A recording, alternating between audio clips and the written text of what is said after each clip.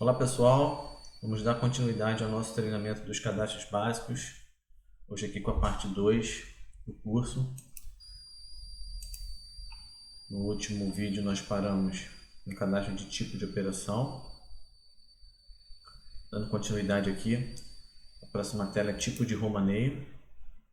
Romaneio são todas as transferências que possam ocorrer entre estoques, sejam locais de estoques dentro da própria unidade operacional ou entre estoques de uma loja para outra.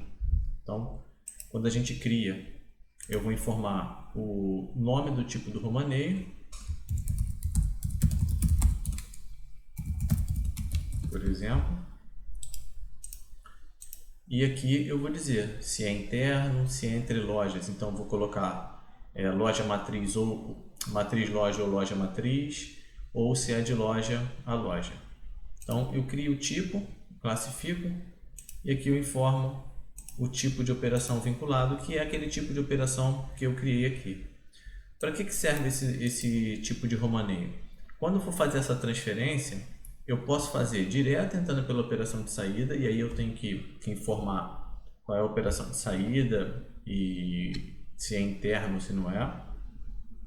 Ou eu vou pela tela de romaneio, que é uma tela que é mais simplificada e mais voltada para fazer transferência. Então, para eu usar essa tela de romaneio, eu preciso classificar os tipos de romaneio. E aí o sistema já vai saber, nós vamos ver lá na tela de romaneio, que se o tipo que eu escolhi é interno, ele não deixa escolher entre duas lojas diferentes. Se não for interno, ele deixa escolher lojas diferentes, deixa escolher a matriz ou deixa escolher só a filial. Então, para isso serve esse cadastro de tipo de romaneio. Na sequência, nós vamos ter a tabela de tipo de preço, ou a tela de cadastro de tipo de preço. Esse cadastro é para eu criar várias tabelas de preço diferentes. Então, assim, Rodrigo, quantas tabelas de preço o sistema comporta? Infinitas. Você pode ir cadastrando aqui quantas tabelas você quiser, e à medida que você cadastra, ele vai aparecer disponível lá na tela de produto, na tela de remarcação, ou na tela de canal de venda, onde nós vimos lá que a gente define qual o tipo de preço padrão. Se eu buscar aqui, eu vou ter as tabelas que eu tenho cadastradas nessa base de exemplo, tá? E aqui eu tenho a descrição, que é o nome, e eu posso fazer uma fórmula, que vai ser a fórmula de markup para compor essa tabela, né? Então aqui eu posso pegar, por exemplo, aqui eu fixei que sempre que eu comprar produto e eu quiser remarcar a tabela de venda atacada automaticamente, ele vai aplicar 1,70. Eu poderia, ao invés de fazer isso aqui, mandar o sistema multiplicar pelo markup que vai estar informado lá no cadastro do produto. Então, são maneiras de você criar uma formulação, né, para poder o sistema fazer essa remarcação automática. Você cria fórmulas para fazer a remarcação automática. Aqui nós temos o cadastro de cidade, um cadastro também que, assim como a gente viu de marca, modelo, ele já vem preenchido com todas as cidades, mas ele fica disponível para edição, caso você precise mudar o nome de alguma cidade, apareça alguma cidade nova, e principalmente para poder editar o código do IBGE, caso ele mude, né? Esse código do IBGE ele é importante para poder emitir a nota fiscal. A gente precisa mandar isso aqui no XML para a Cefaz. Cadastro de países também, um cadastro que já vem todo preenchido também, mas ele fica aqui para edição. Cadastro de transportadora. Esse cadastro de transportadora ele vai servir para duas funções no sistema. Primeiro, para sair na nota, né? Sai lá na nota fiscal, saem os dados da transportadora que você está utilizando. E aí você preenche aqui todos os dados dessa transportadora, um cadastro com CNPJ, inscrição, endereço, enfim, todos os dados cadastrais. E ele tem dois flags de controle. Para que servem esses flags? Quando o cliente usa a tela de expedição de pedidos, né, o sistema ele vai possibilitar, a gente vai ver nessa tela também que ela tem uma série de funções, né? Uma das funções é a conferência do pedido, né? O que é isso? Você faz a separação do pedido no estoque, recebe esse pedido e alguém confere aqueles itens que foram separados com o que está efetivamente lançado no pedido. Existe uma conferência mesmo que você vai fazendo lá. Você pode usar o leitor de código de barras, vai bipando os produtos, até que o pedido esteja totalmente conferido. Após a conferência, você fica aguardando a transportadora passar para recolher os seus pedidos e levar. Esse processo requer um outro controle no sistema, que é você chegar lá e marcar que a transportadora recolheu. Se em determinada transportadora você marcar esse flag aqui, o pedido como enviado, o sistema vai entender que, ao terminar de conferir, para essa transportadora em específico, o sistema já vai dar como recolhido pela transportadora. Na prática, ele te permite que você elimine uma etapa do processo caso você não queira controlar essa etapa no sistema. E o segundo flag é usar dump na etiqueta. Isso aqui é muito usado no e-commerce hoje em dia. Todo mundo está habituado a comprar na internet e algumas empresas já trabalham com a nota fiscal impressa numa etiqueta. Quem não vem aquele papel dentro do saquinho, já vem colado no próprio produto o modelo de dump simplificado que é impresso numa etiqueta e o nosso sistema já possibilita a impressão dessa etiqueta também. Aqui nós temos o cadastro de regras de comissão. Essa primeira parte são filtros para você consultar as regras que já estão aqui embaixo cadastradas. Então, se eu quiser aqui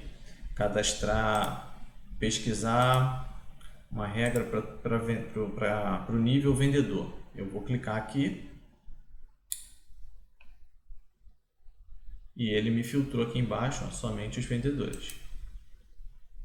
Se eu tirar, ele traz todo o restante.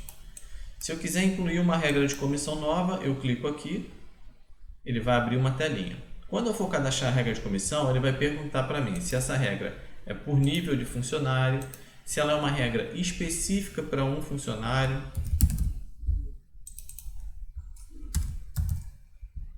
se é específica para um único funcionário, para que setor, seção, classe ou grupo de produtos. Isso aqui é a hierarquia do cadastro de produto, tá? Seção está dentro de setor, classe está dentro de seção, grupo é uma subdivisão de classe e até a gente chegar ao produto. Então eu posso criar regras de uma abrangência mais genérica ou regras mais específicas para cada um dessas informações.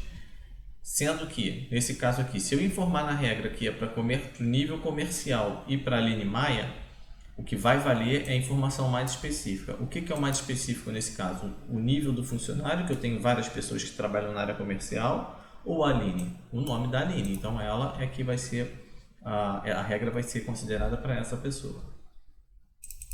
E aqui embaixo eu informo, sempre que houver uma venda que atender esses critérios aqui de cima, qual vai ser o percentual de comissão? Vou colocar aqui. 5% eu quero pagar, mas eu só quero pagar 5% se essa venda que o meu funcionário está fazendo me deixar de margem entre 60% e 100%. Tá? Aí depois eu posso criar uma outra regra com todos os critérios iguais, sendo que eu vou pagar 4% se ele fizer uma venda em que na negociação ele acabe comendo a minha margem entre 40% e 59%. Aí eu já não vou pagar mais os 5, eu vou pagar os 4. Então você pode ir criando várias regras, tem que ter cuidado para essas regras não serem conflitantes, não terem os mesmos critérios, mas que você pode chegar ao nível de criar regra por margem que aquela negociação te deixou. Ou se eu não quiser usar esse recurso, eu crio a regra e deixo essa informação em branco. Qualquer venda que caia nessa regra, eu quero permitir pagar apenas para um único funcionário ou para vários funcionários na venda. Tem empresas que só um vendedor trabalha a venda e tem empresas em que mais de um vendedor trabalha uma determinada venda. O que você está dizendo para o sistema aqui é o seguinte: caso tenha mais de um vendedor na venda, você vai permitir que todos esses vendedores ganhem sobre todos os produtos, ou você vai exigir que no momento do repasse de comissão seja informado que vendedor atuou em que parte da venda. E aí você só paga a comissão de um único item da venda para um único funcionário. Então é para isso que serve isso aqui. Aqui você vai pagar a comissão para mais de um funcionário, aqui você vai pagar único exclusivamente para um único funcionário por item na venda. E esse percentual de 4% ele vai ser sobre o quê? Sobre o lucro bruto da venda, né? Venda menos compra, sobre o total bruto, o valor da venda, ou sobre o lucro líquido, venda menos compra menos os impostos apurados. Então você escolhe aqui também sobre o que esses 4% vão ser calculados. Normalmente o pessoal usa total bruto, né? Confirmei, ele vai gravar e vai entrar com essa regra de comissão aqui na listagem de regras.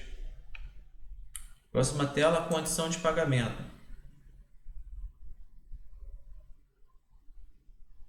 Em condição de pagamento, vou buscar aqui, consultar uma para a gente usar como exemplo. Vou pegar aqui entrada mais 3 parcelas.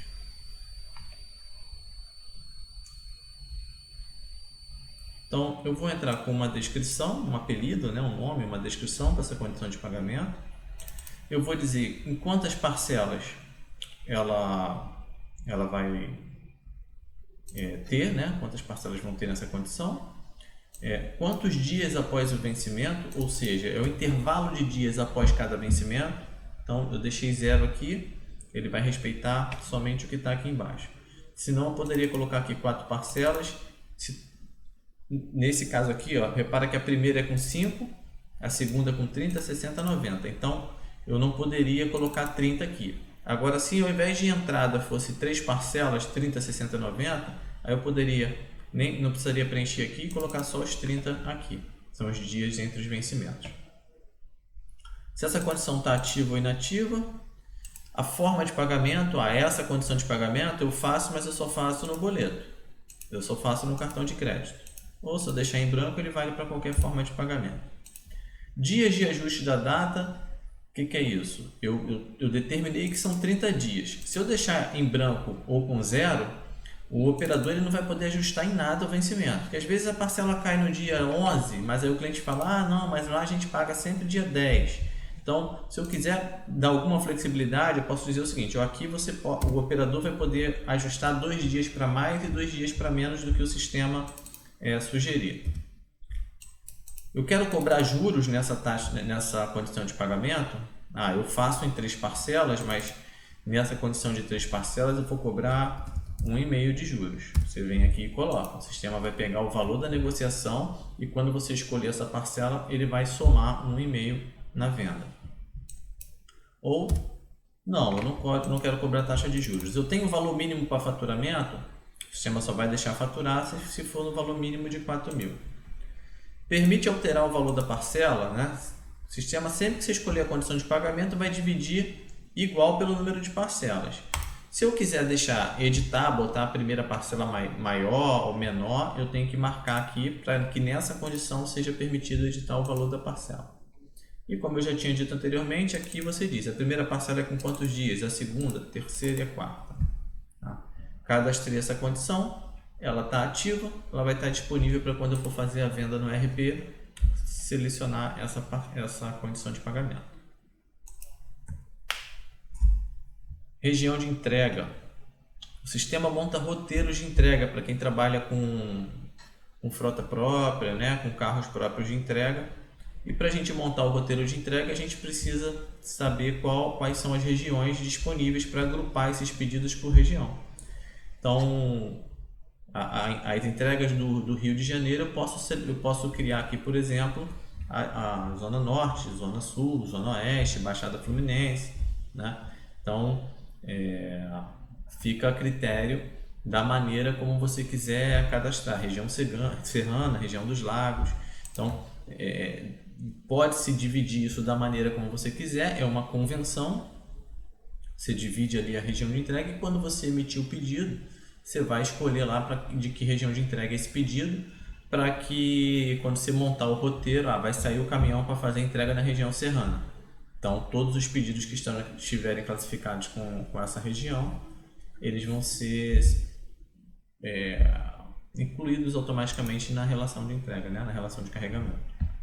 E aí basicamente é uma descrição e você pode atribuir um funcionário responsável por essa região.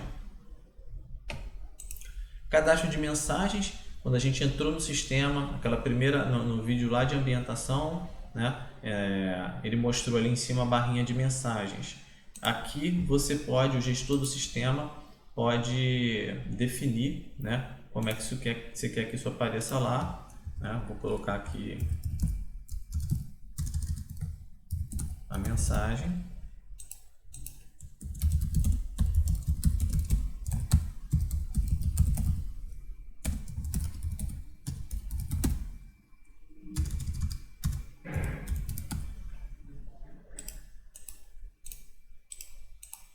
Ok?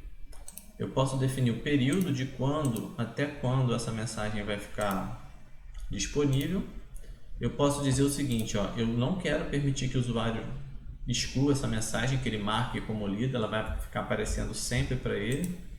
Posso dizer que eu quero mandar para todos os usuários, ou se eu desmarcar aqui, eu posso dizer que eu quero mandar para um determinado grupo de usuários, só para quem é da gerência, de vendas, ou eu posso incluir aqui um usuário específico, quero mandar somente para o usuário Gabriel. Eu vou chegar aqui, vou botar o Gabriel, ele vai vir para a listagem. Posso botar mais de um também, né? Vou deixar aqui marcado que seriam para todos. Vou gravar.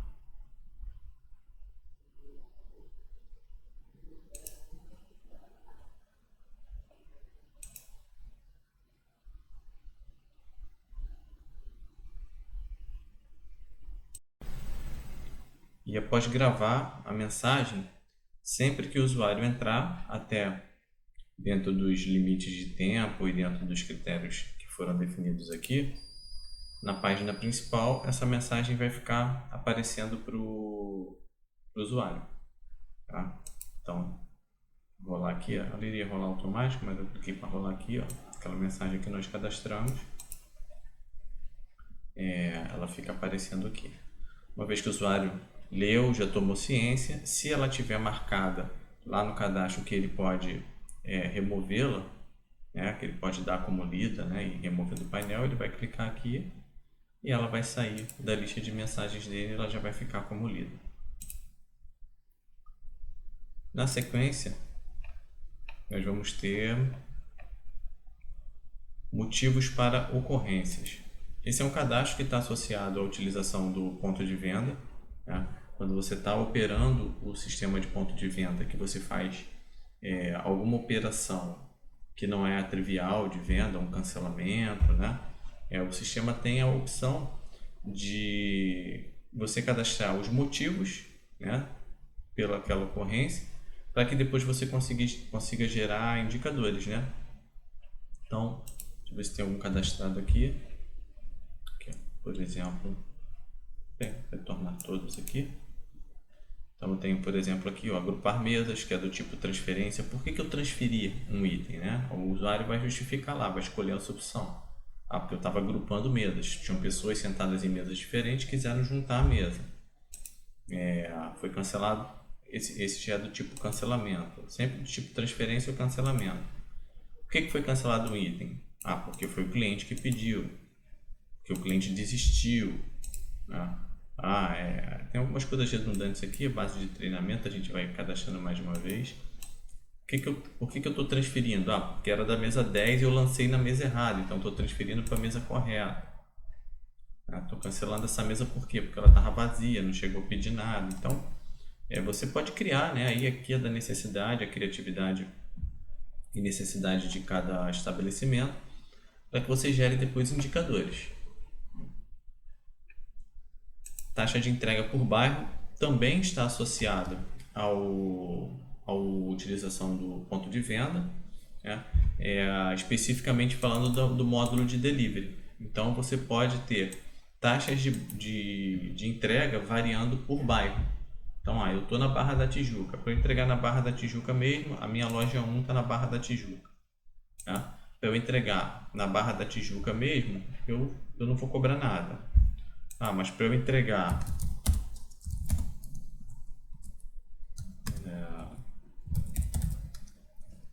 no Recreio dos Bandeirantes.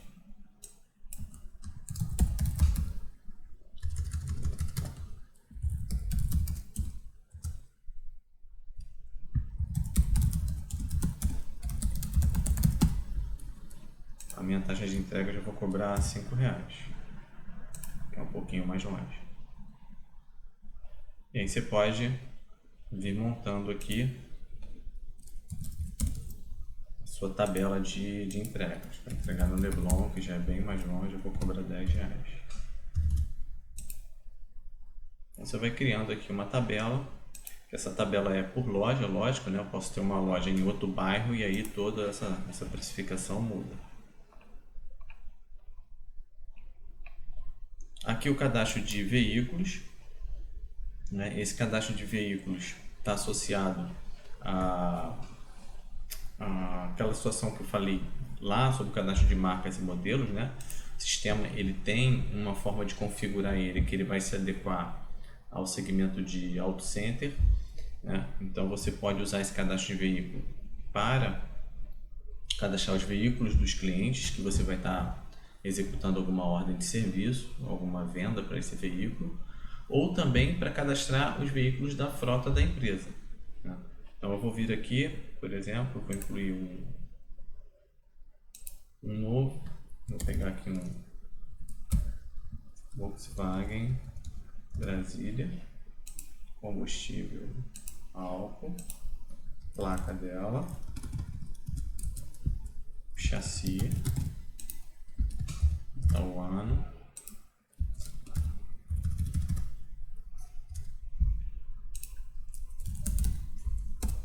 Renavan, posso colocar alguma observação.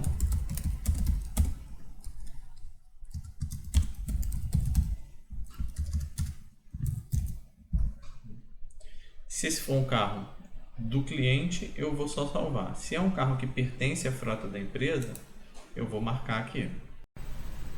Porque marcando essa opção, ele vai habilitar aqui para mim plano de manutenção preventiva. Então eu vou ter oportunidade de dizer, ó, o carro está com 100 mil quilômetros, eu quero que com 100, 105 mil seja feita a troca do óleo de motor. Eu quero que com 110 seja feito o rodízio dos pneus. Por que isso? Porque a gente vai ver lá no controle de frota, para quem quiser utilizar esse módulo, que a cada vez que o carro vai e volta para a rua, a gente faz o check-out do carro e o check-in, que é nada mais do que uma vistoria de saída e retorno do veículo, onde eu digo, ó, o carro foi para a rua fazer entrega, por exemplo, esse é um carro de entrega, foi fazer entrega, ele estava com 100 mil, com 100 mil e voltou com 101 mil quilômetros. Ele vai vir no plano de vistoria e vai ver, opa, tem alguma revisão para fazer com essa quilometragem que ele está retornando para a garagem? Não, não tem. Até que chegar o momento em que vai ter, ele vai dar um alerta, né? Além de outras funções que tem lá nesse controle de frota. O próximo cadastro, ele é um cadastro de moeda e cotação. Vocês devem ter percebido que quando a gente chega ali no home, ele tem um alerta dizendo, ó, você não atualizou a cotação das moedas hoje ainda. Porque nós vamos ver lá no cadastro de produtos que a gente pode ter os nossos produtos indexados por alguma moeda. Eu trabalho com produto importado, então eu quero indexar o meu produto pelo dólar, por exemplo. E aí diariamente, quando você atualiza o preço da moeda, o sistema te dá a opção de atualizar o teu preço de venda em real automaticamente pela cotação do dia. Então, deixa eu ver aqui se a gente tem alguma cadastrada. Tem aqui algumas. Eu vou chegar aqui, posso chegar aqui e fazer a alteração do dólar. Cotação do dólar. 5,20 está configurado com 3 casas decimais. Qual a sigla? E aqui a data que a gente atualizou, né?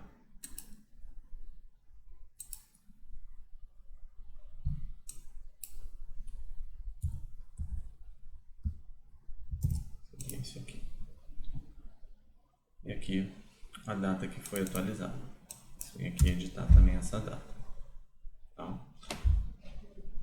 Próximo cadastro é o cadastro de embalagem.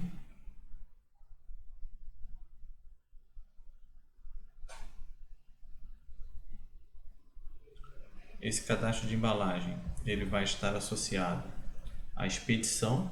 Tá? O pessoal que trabalha com e-commerce usa muito isso. Lá quando nós estivemos fazendo a expedição, inclusive para auditoria de frete, né?